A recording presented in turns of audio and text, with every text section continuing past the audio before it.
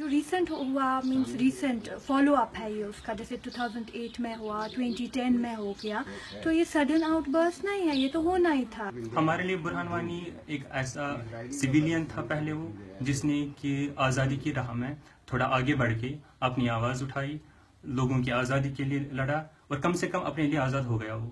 اب ہندوستان اس کو دوسرے طریقے سے دیکھتا ہے، اس میں ان کی یہ غلطی ہے کہ ان کو جو گراؤنڈ سچویشن ہے کشمیر کی وہ نہیں پتہ ہے. وہ تو بالکل ایک کامن لڑکا تھا، ہمارے لیے تو وہ ایک کامن کشمیری ہے. پردھان منتری نریندر مودی پہلے تو 5-6 دن ساؤتھ افریقہ میں رہے، وہاں پہ موج مستی ڈرمز وغیرہ جو بھی ان کا تھا وہ بجاتے رہے، وہ کرتے رہے، اور اتنے دنوں کے بعد آ کے وہ ہمیں یہ بتاتے ہیں کہ یاتری سیف ہے. مجھے خوشی ہے، لیکن اس کو اس بات کا اتنا سا بھی دکھ نہیں ہے کہ کشمیری 40 سے زیادہ لوگ، جو 50 بھی ہو سکتے ہیں آج دن میں، مطلب اتنے لوگ مر گئے، اس کو اس بات کا کوئی دکھ نہیں ہے. جو کشمیر کا کانٹیکسٹ ہے کشمیر کانفلکٹ کا وہ ان کو پتہ نہیں ہے، اور اس میں جو کہ بڑا رول ہے ان کی مس انفارمیشن کا وہ انڈین میڈیا کا ہے.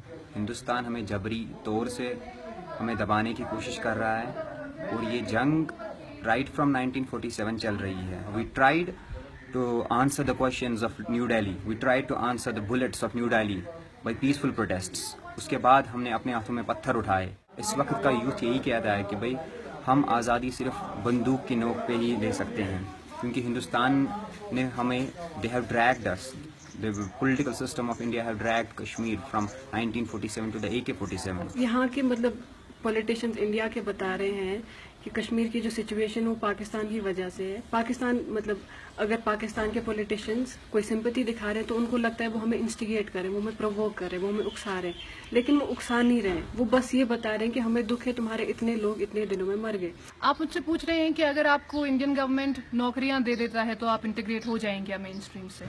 یہ ایک بہت بے تکا ہی خیال ہے. ہاں پہلے آپ پوچھ رہے ہیں کہ آپ نوکری لیں گی؟ ہاں میں لوں گی، بیکاز ہم ایک ریزسٹنس موومنٹ میں ہیں. اس کا مطلب نہیں ہے کہ ہم انسان نہیں رہتے، ہماری ضرورتیں ہیں جس کے لیے آپ کو ایک جاب کرنے کی ضرورت ہے، اور اگر آپ کو ایک اچھی جاب مل جاتی ہے آپ وہ لے لیتے ہیں. لیکن that is not change my stand for India, because there is nothing that can change it. India کا آکوپیشن کشمیر پر انجسٹ ہے، اور وہ انجسٹ ہی رہے گا.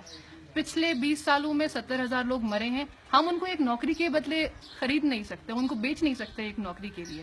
جو ہم ڈیمانڈ کب سے بول رہے ہیں آزادی کا، اور آپ کو تو اب کلیئر ریفرینڈم ملا ہوگا جتنوں نے پارٹیسپیشن کیا اس کے فیونرل میں، تو انڈیا کے لیے ایک کلیئر ریفرینڈم ہے کہ ہم چاہتے کیا ہے، دیٹ کہ ہم آزادی چاہتے ہیں.